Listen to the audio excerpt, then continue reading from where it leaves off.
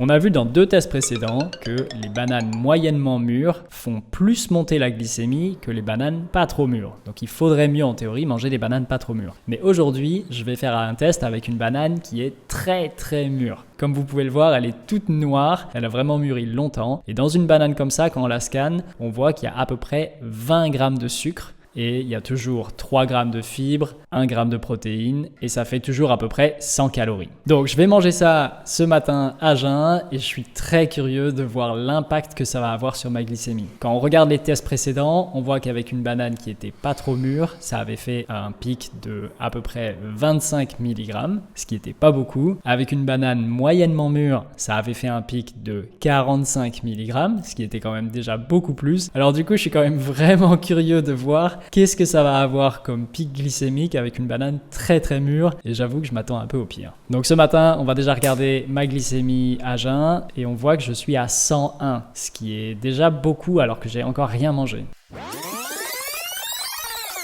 Après 5 minutes, après 15 minutes,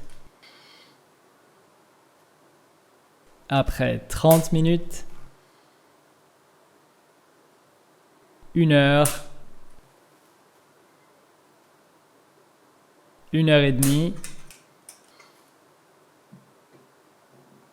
Waouh, cette fois-ci avec cette banane très mûre, ça a fait un pic de 60 mg par décilitre. C'est incroyable la différence entre une banane pas mûre du tout à seulement 25 mg et une banane très mûre comme ça à 60 mg par décilitre. Donc si vous faites attention à votre glycémie, c'est définitivement mieux de manger des bananes qui sont plutôt pas trop mûres.